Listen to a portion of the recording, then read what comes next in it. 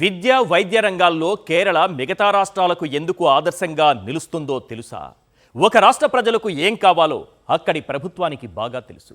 2019-24 మధ్య విద్యా వైద్యంలో కేరళ సైతం అవాక్కయ్యేంతలా విద్యా వైద్య రంగాల్లో గణనీయ ప్రగతి సాధించిన ఘనత అప్పటి జగన్ ప్రభుత్వానికి దక్కుతుంది.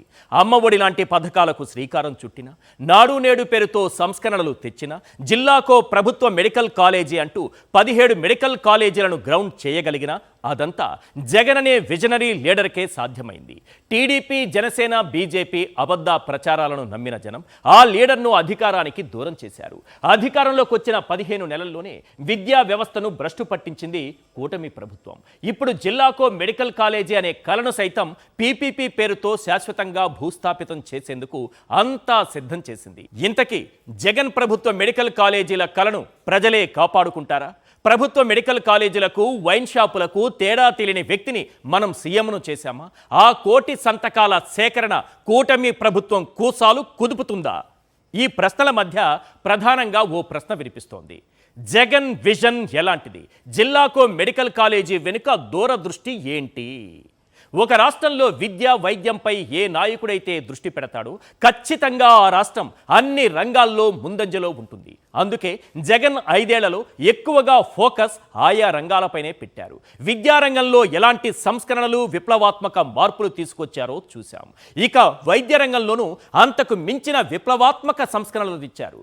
ఏ పేద విద్యార్థికి మెడిసిన్ విద్య అందని ద్రాక్షలా మారకూడదు. ఖరీదైన వైద్యం అందలేదన్న కారణంతో ఏ పేదవాడు అర్ధాంతరంగా కన్ను మూయకూడదు. ఇదే ఆశయంతో జిల్లాకో ప్రభుత్వ మెడికల్ కాలేజీ ఏర్పాటు చేయాలని లక్ష్యంగా పెట్టుకున్నారు. ఏకకాలంలో 17 ప్రభుత్వ మెడికల్ కాలేజీలకు అనుమతులు తెచ్చారు. 3,000 కోట్ల రూపాయలు ఖర్చు చేసి ఏకంగా 7 మెడికల్ కళాశాలలు పూర్తి చేశారు. అందులో ఒక్క పులివెందుల మినహా 6 కాలేజీల్లో తరగతులు జరుగుతున్నాయి. పులివెందుల మెడికల్ కాలేజీ ప్రారంభానికి సిద్ధంగా ఉన్న ఆ క్రెడిట్ ఎక్కడ జగన్ ఖాతాలోకి వెళుతుందేమోనన్న ద్వేషంతో వచ్చిన 50 సీట్లను కాళ్లతో తన్నేశారు మన సీఎం గారు. అక్కడితో ఆగలేదు. మొత్తం 10 కాలేజీలను పీపీపీ పేరుతో ప్రైవేటుకు తాకట్టు పెట్టే పనిలో పడ్డారు. నిజానికి జగన్ 7 కాలేజీలను పూర్తి చేయడమే కాదు, మిగతా 10 కాలేజీలను సైతం 50 నుంచి 80% వరకు పూర్తి చేశారు. ఏడాదికి ఓ 1000 కోట్లు కేటాయిస్తే చాలు, మిగతా 10 కాలేజీలు అందుబాటులోకి వస్తాయి. కానీ చంద్రబాబు ప్రభుత్వం ఆ కాలేజీలను ప్రైవేటోడి చేతుల్లో పెట్టేందుకు సిద్ధమైంది. ఇక రెండవ ప్రశ్న, జగన్ నర్సీపట్నం పర్యటన జనంలో ఒక చైతన్య జ్వాల రగిల్చిందా? ఆసుపత్రులు అంటే ఆధునిక దేవాలయాలు, ప్రభుత్వ మెడికల్ కాలేజీలు అంటే పేదలకు ఉచితంగా కార్పొరేటు వైద్యం అందించడమే కాదు, పేద విద్యార్థుల డాక్టర్ కలను కూడా నెరవేరుస్తుంది. మొత్తం 17 కాలేజీలను నిర్మించాలని గత జగన్ ప్రభుత్వం నిర్ణయించింది. 3,000 కోట్ల నిధులతో 7 కాలేజీలను పూర్తి చేసింది. మరో 5,000 కోట్లు ఖర్చు చేస్తే మిగతా కాలేజీలు పూర్తవుతాయి. కానీ చంద్రబాబు ప్రభుత్వం దానికి సిద్ధంగా లేదు. అప్పులు చేసి 2 లక్షల కోట్లు అమరావతిలో పోస్తారు, కానీ ప్రభుత్వ మెడికల్ కాలేజీలకు 5,000 కోట్లు ఖర్చు పెట్టలేరట. ఇక ఈ మెడికల్ కాలేజీలను పీపీపీ విధానంలో ప్రైవేటోడి చేతుల్లో పెట్టడాన్ని జగన్ మొదటి నుంచి వ్యతిరేకిస్తూ వస్తున్నారు. ఇప్పటికే ఓసారి స్ట్రాంగ్ వార్నింగ్ కూడా ఇచ్చారు. ఇక అప్పటి నుంచి చంద్రబాబు ప్రభుత్వం తప్పుడు ప్రచారాలు చేయటం మొదలుపెట్టింది. అసలు జగన్ ఒక్కటంటే ఒక్క ప్రభుత్వ మెడికల్ కాలేజీ కూడా కట్టలేదని జనాలను నమ్మించే ప్రయత్నం చేసింది. కళ్ల ముందే ప్రభుత్వ మెడికల్ కాలేజీలు కనిపిస్తున్నా, తరగతులు జరుగుతున్నా, వైద్య సేవలు అందుతున్నా ఏమాత్రం జంకు లేకుండా లేనిపోని అబద్ధాలు ఆడారు. ఇక స్పీకర్ పదవిలో ఉన్న అయ్యన్న పాత్రుడైతే దానికి అనుమతులే లేవని, జీవో ఇవ్వలేదని పచ్చి అబద్ధాలు చెప్పారు. నర్సీపట్నం మెడికల్ కాలేజీ కోసం 2022 ఆగస్టు 8న జీవో నెంబర్ 204 జారీ చేశారు. జగన్ నర్సీపట్నం పర్యటనలో ఆ జీవో కాపీని కూడా చూపించారు. 2024 జూన్లో అధికారంలోకి వచ్చిన చంద్రబాబు సెప్టెంబర్ నెలలో ఒక మెమో జారీ చేశారు. నిర్మాణంలో ఉన్న మెడికల్ కాలేజీలు ఎక్కడివక్కడ ఆపేయాలంటూ అందులో ఆదేశాలు ఇచ్చారు. దీంతో చంద్రబాబు సీఎం కాగానే 10 మెడికల్ కాలేజీల నిర్మాణాలు ఎక్కడివక్కడ ఆగిపోయాయి. అయితే జగన్ నర్సీపట్నం మెడికల్ కాలేజీ పర్యటన జనంలో ఒక చైతన్య జ్వాలను రగిల్చింది. జోరున కురిసిన వర్షంలోనూ జగన్ వెంట వేలాది మంది తరలి రావడమే దానికి నిలువెత్తు నిదర్శనం. ఇక మూడవ ప్రశ్న, ఉత్తరాంధ్రలో కురుపాంగ్ ఘటన నేర్పుతున్న పాఠమేంటి?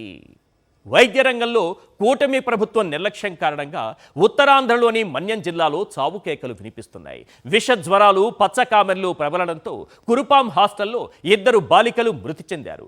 120 మందికి పైగా ఆసుపత్రి పాలయ్యారు. కురుపాం నుంచి విశాఖలోని కేజీహెచ్కు రావాలంటే కనీసం 200 కిలోమీటర్లు ప్రయాణించాలి. పార్వతీపురంలో ఆ మెడికల్ కాలేజీ పూర్తి చేసి ఉంటే కేవలం 20 కిలోమీటర్ల దూరంలో ఆ బాలికలకు మెరుగైన వైద్యం అంది ఉండేది. నిండు ప్రాణాలు నిలబడి ఉండేవి. కురుపాం నియోజకవర్గంలో 2 యువకులు కూడా పచ్చకామెర్లతో మృత్యువాత పడ్డారు. కలుషిత నీరు, ఆహారం కారణంగా వసతి గృహాల్లో బాలికలు అస్వస్థతకు గురవుతున్నారు. అయినా కూటమి ప్రభుత్వంలో చలనం లేదు. నిజానికి ఎవరైనా ఇలా తీవ్ర అస్వస్థతకు గురై ప్రాణాలు పోయేంత ప్రమాదం ఏర్పడినప్పుడు వైద్య పరిభాషలో గోల్డెన్ అవర్ అని పిలుస్తారు. అంటే అస్వస్థతకు గురైన గంటలోపు బాధితుల్ని ఆసుపత్రికి తీసుకురాగలిగితే వారిని కాపాడేందుకు అవకాశాలు ఎక్కువగా ఉంటాయి. 200 కిలోమీటర్ల దూరంలో గంట సమయంలో చేరుకోవడం సాధ్యమా? అందుకే జిల్లాకు ప్రభుత్వ ఆసుపత్రి ఉంటే ఈ కష్టాలు తీరుతాయని జగన్ కలగన్నారు. కానీ ఆ కలను మధ్యలోనే చంద్రబాబు పీపీపీ పేరుతో చిదిమేస్తున్నారు. నిజానికి ఉత్తరాంధ్ర వరకు మెరుగైన వైద్యం అందాలంటే విశాఖలోని కింగ్ జార్జ్ ఆసుపత్రి మాత్రమే దిక్కు. అదే గుంటూరు, ఆ చుట్టుపక్కల నివసించే పేదలకు జీజీహెచ్ దిక్కు.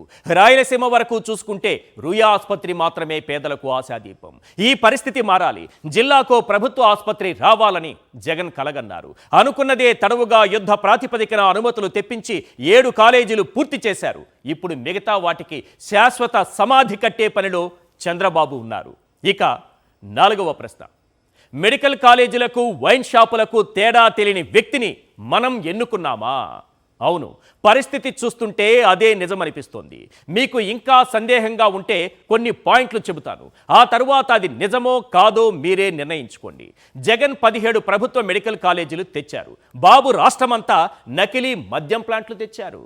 17 ప్రభుత్వ మెడికల్ కాలేజీల నిర్మాణానికి అయ్యే ఖర్చు 8,200 కోట్లు. నకిలీ మద్యం తాగించి బాబు అండ్ గ్యాంగ్ దోచేసింది 5,280 కోట్లు. కిడ్నీలు, లివర్లు పాడైతే అక్కడ ట్రీట్మెంట్ చేస్తారు. కిడ్నీలు, లివర్ల పైన ఇక్కడ సారా వ్యాపారం చేస్తారు. ప్రాణాలు ఎలా కాపాడాలో అక్కడ వైద్య విద్యార్థులకు నేర్పిస్తారు. ప్రజల ప్రాణాలతో వ్యాపారం ఎలా చేయాలో ఇక్కడ వీళ్ళు నేర్చుకున్నారు. అది పేదవాడి ఆరోగ్యాన్ని కాపాడే దేవాలయం, ఇది పేదోడి ఆరోగ్యాన్ని చిదిమేసే సారా కర్మాగారం. కంటి ముందున్న ప్రభుత్వ మెడికల్ కాలేజీలు చంద్రబాబుకు కనిపించడం లేదట. కంటికి కనబడకుండా నారావారి నకిలీ సారా ప్లాంట్లు మాత్రం నడిపిస్తారట. ఒకేసారి 17 ప్రభుత్వ మెడికల్ కాలేజీల నిర్మాణం చేపట్టడం జగన్ బ్రాండ్. రహస్యంగా నడుపుతున్న నారావారి సారా ప్లాంట్లో దొరికేది నకిలీ బ్రాండ్. ఇక 5వ ప్రశ్న చూద్దాం. ఆసుపత్రులు ఆధునిక దేవాలయాలా? క్యూబా చెబుతోంది ఏంటి? వైద్యో నారాయణో హరిహి అన్నారు. మరి అలాంటి వైద్యులున్న ఆసుపత్రి ఆధునిక దేవాలయమేగా. నాణ్యమైన విద్య, వైద్యం అందిస్తున్న నాయకుడిని గద్దెదించి నాణ్యమైన మద్యం అందిస్తామంటూ ఎన్ బ్రాండ్స్ అమ్మే నాయకుడికి ఓట్లేసి గెలిపించడం మన దౌర్భాగ్యపు పరిస్థితికి నిదర్శనం. మన దేశంలో 706 గుర్తింపు పొందిన మెడికల్ కాలేజీల నుంచి సంవత్సరానికి 1,80,000 మంది ఎంబీబీఎస్ డాక్టర్లు బయటకు వస్తున్నారు. ప్రపంచ ఆరోగ్య సంస్థ ప్రకారం 1000 మందికి ఖచ్చితంగా ఒక డాక్టర్ ఉండాలి. మన దేశంలో ఏడాదికి 1,00,000కు పైగా డాక్టర్లు బయటకు వస్తున్నా 80% మంది నగరాల్లోనే ఉంటున్నారు. గ్రామీణ ప్రాంతాల్లో వైద్యుల కొరత తీవ్రంగా ఉంది. కురుపాం లాంటి ప్రాంతాల్లో మరణాలకు అదే ప్రధాన కారణం. గ్రామీణ ప్రాంతాల్లో 10,000 మంది జనాభా 3 డాక్టర్లు మాత్రమే అందుబాటులో ఉంటే నగరాల్లో 13 మంది డాక్టర్లు అందుబాటులో ఉంటున్నారు. ఈ తేడాను బ్యాలెన్స్ చేయాలంటే వీలైనంతగా ప్రభుత్వ మెడికల్ కాలేజీలు పెరగాలి. ఇక క్యూబా విషయానికి వస్తే పేరుకు చాలా చిన్న దేశమైన అందరికీ ఆదర్శవంతంగా నిలిచిన దేశం. ఎందుకో తెలుసా? వైద్య రంగం ప్రాముఖ్యతను, ఆవశ్యకతను ఆ దేశం గుర్తించినంతలా ఏ దేశమూ గుర్తించలేదు. అక్కడ ప్రతి 1000 మంది జనాభాకు 9 మంది వైద్యులు అందుబాటులో ఉంటారు. ఇది అమెరికా, ఫ్రాన్స్ లాంటి అభివృద్ధి చెందిన దేశాల కంటే ఎక్కువ. ఇలాంటి సక్సెస్ స్టోరీలు, ఆదర్శవంతమైన కథలు మనకు అస్సలు సరిపడవు. విజనరీ అంటూ డప్పు కొడితే ఈజీగా నమ్మేస్తాం. నాణ్యమైన మద్యం అందిస్తామంటే ఎగబడి ఓట్లు గుద్దేస్తాం. నాణ్యం ముసుగులో నకిలీ లిక్కర్ అమ్మేస్తుంటే పీకల దాకా తాగి ప్రాణాలు పోగొట్టుకుంటాం. ఇది మాత్రం గన్ షాట్.